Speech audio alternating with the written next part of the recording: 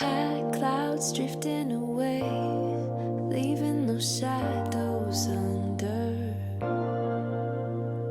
First step out of the maze, follow the path and wander. And we go. What's up, fellow journeyers? So we get the question all the time, don't you go crazy being in a tiny space like an RV? And the answer to that is yes. Yes, we do.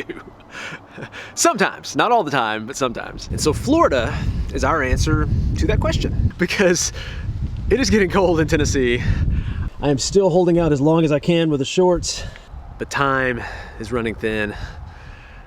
So we are heading south. And that's what I think a lot of time we get that question. The assumption is that we're in the RV 24/7 or we're in the RV as often as like we used to be in our house. But when we're still in the RV, we were not in there nearly as much as the house.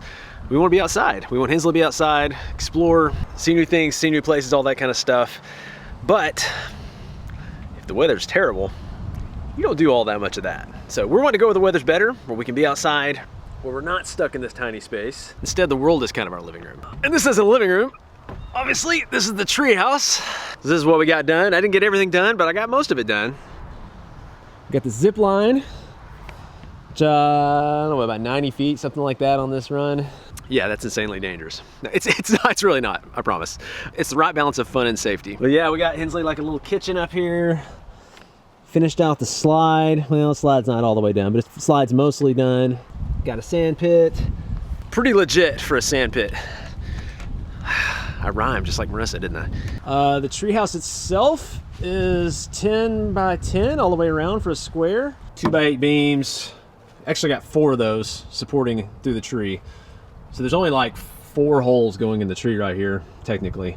We got 4 2x4s coming off supporting the corners. And I'm sure structurally they're doing some stuff more than anything. They like help as far as like wiggle and balance and all that kind of stuff. But it's good, super stable. I have no fear of that thing falling. So if you're super afraid of a small space, and I will say, being in a small space magnifies things. If you don't like the people you're around, you're really not gonna like the people around once you're in a smaller space. But if you enjoy the people you're around, and you enjoy doing things with the people you're around, RV living can be a great way to do that.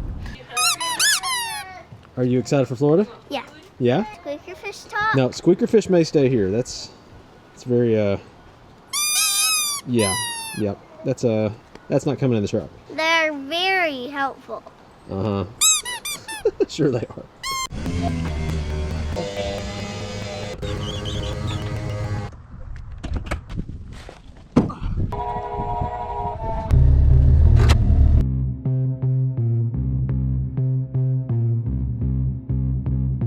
Bye-bye, Tennessee.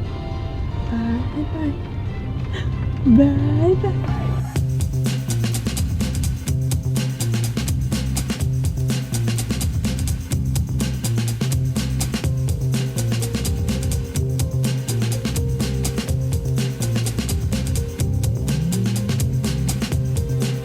How'd you sleep, bud? Still waking up? Hey, show Daddy your fake cough. Show me your fake cough. He's awful sick. Inflexible. If you read about RVing and traveling, which we're traveling to Florida, but really traveling anywhere, you'll read a lot about the 2-2-2 rule, which is saying don't go more than 200 miles, get to your destination by 2 p.m., and stay at least 2 nights. Now we do, we don't do that. We're like, I don't know what our rule is like the, what, 911? You're cracking me up over there.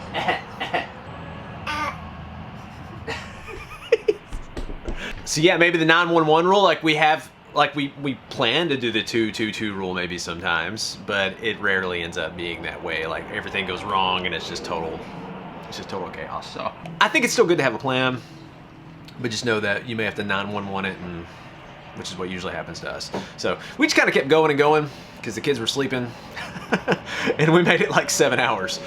So we're like just maybe 2 or 3 hours from our destination now. And we're gonna knock that out today, hopefully. Because not only are we gonna share how not to travel by the 2-2-2 rule, I'll even show you like how not to stay at a Walmart. So rule number 1, we're staying at a Walmart. You probably don't want to be this close to the interstate. Just a little bit loud last night. Believe it or not, especially, whew, man, believe it or not, this is so loud. Believe it or not, we have like an insanely good sound machine. We have, believe it or not, we have insanely good sound machines for Hensley. We have an insanely good sound machine for us and JJ. So like we cranked those things up. We still slept like babies last night. So we did it. You don't want to be severely side to side. I don't know if you can really see that or not.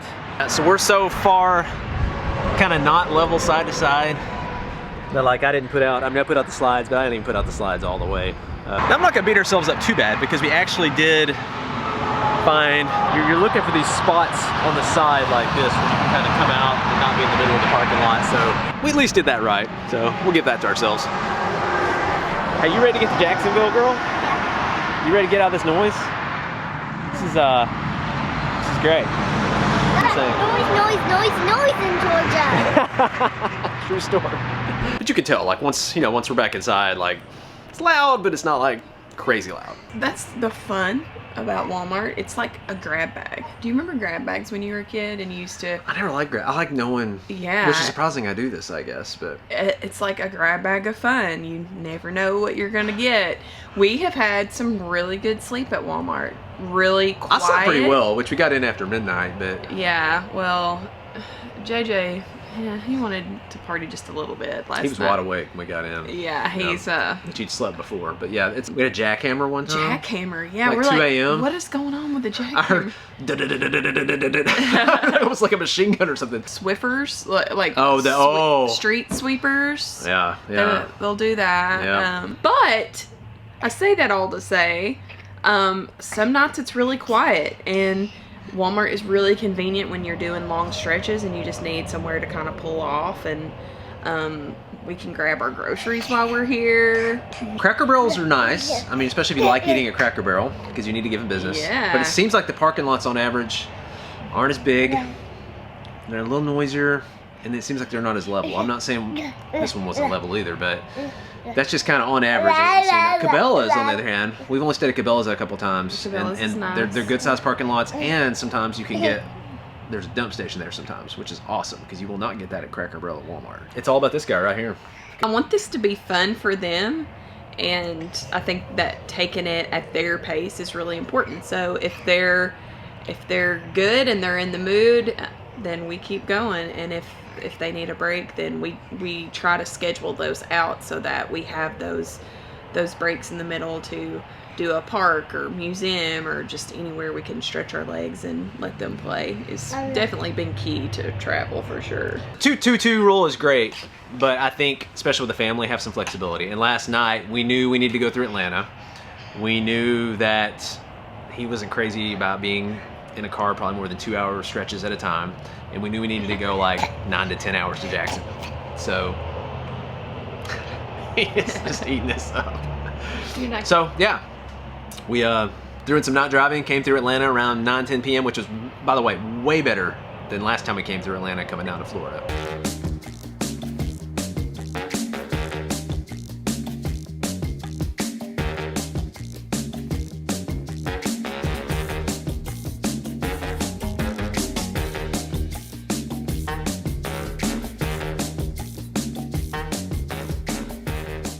About 3 hours to get from one side of the city to the other side, trying to use the bypass. Was that on the way to Florida? Yeah, after Christmas. That's horrible. What do you think about your half slid in bunk room area, Hensley? Isn't that cool?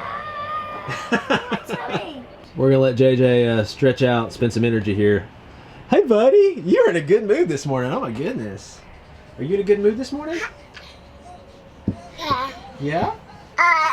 Didn't give you a lot of energy. You're so funny.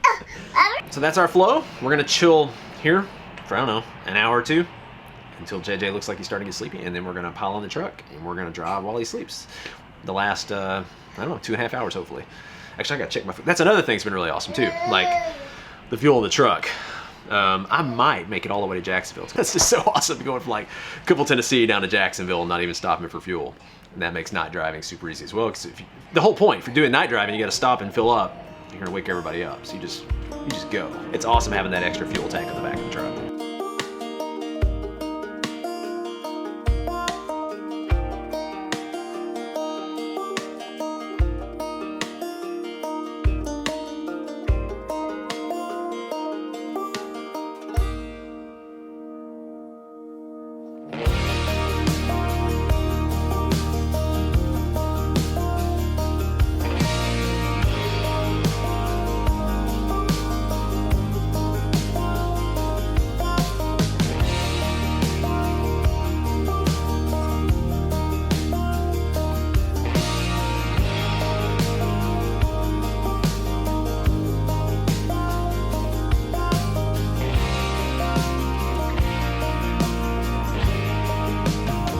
We're Moochdocking in the driveway of Scott and Rachel. Now Scott and Rachel and their son Honor, if you guys remember, we kind of got to follow their journey too. So they had a Class A. We did a tour of their Class A actually. And you built this desk area over here, right? Yeah, melamine on top there with some trim on it, and it worked out real well. So now we have a bunch of storage compartments for my son's toys and books. And you can still sit there and work on work or draw or eat dinner or whatever you need to do. And then they got to the point where they no longer needed the Class A and they were settling down. So we also toured their Class A, I guess last year. So Scott built this out, put in the floors. Oh, this bedroom's cool too. So. And they have sold that Class A, by the way, so congrats on that. And now they've bought a house that they're rehabbing here in Jacksonville. I don't know if you can see the water back here, but it's actually on the lake in Jacksonville. They got a lot of work to do, but this house is gonna be awesome. So they're working on that, and they said, hey, we got a spot if you guys wanna stay here. So we said, hey, we'll come stay there. So it's a pretty typical feeding routine. He's always playing with the shade, getting remnants of whatever we fed him on the shade. Sweet potatoes, ready? Yeah.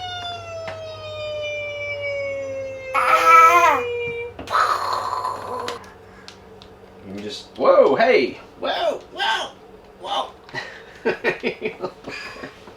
So I think if you know you're coming to Florida, especially if you're like on the East Coast going from north to south, I don't think you have to like make reservations on the way down or anything like that. There are a ton of Walmarts that you can stay at. Cracker Barrel, Cabela's, all kinds of options on the main interstates on the way down. And if that's not your thing, like there's tons of like RV parks that basically establish themselves, like the I-75 RV park and the, probably the I-10. Now, reservations in Florida, especially if you want to stay at a certain place for a certain length of time, we'll get into that in another video, but that can be a little trickier. So different from Hensley. Hensley's a good eater, but man, the quantity of food that this boy eats instead of the girl, ridiculous. Here, all right, it's coming. I think over the years of travel, our travel has become more about the community and meeting people on the road. Like, I feel like when we first started RVing, it was more about like destination wise, and it still is. Like, we like going to neat destinations and we like exploring, but I think now we focus a lot of our travels about where people we've met along the way are, or connecting with people. I think it does take some time. I think the first 6 months we were just trying to figure out how to hook the RV up, how to not crash it, how to find places to stay. And that's still the case. It is. Driveway surfing's nice. I mean, we enjoy being here with Scott and Rachel and Honor. I mean, Hensley's drawing pictures of how much she's crazy about Honor. So I've known them for like 3 years now, and it's just like you pick up right where you left off, and they're relationships that we wouldn't have if it wasn't for travel. So excited to show you guys Florida. Excited for all the things Florida has to offer. Love it here. We're gonna see things we've never seen, show you guys things we've never shown, and be exciting. So we've traveled down, we're here. That's our style of travel. Tons of different ways to do it. Bottom line is do what works for you. And we've shown you what works for us today.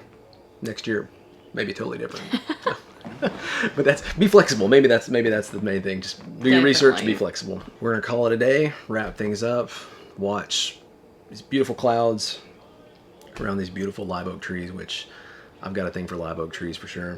So does JJ. You could do some epic tree houses out here. It was awesome. As soon as we got him out of the Yes. truck, he was just like looking at all the too. We were both trees. like His that. eyes were huge. Yeah. So even as a 9-month-old, he's amazed with his scenery. Florida's beautiful. Yeah. But we'll wrap things up with that. And we'll probably go out and check it out some more too. And we will catch you guys later. Real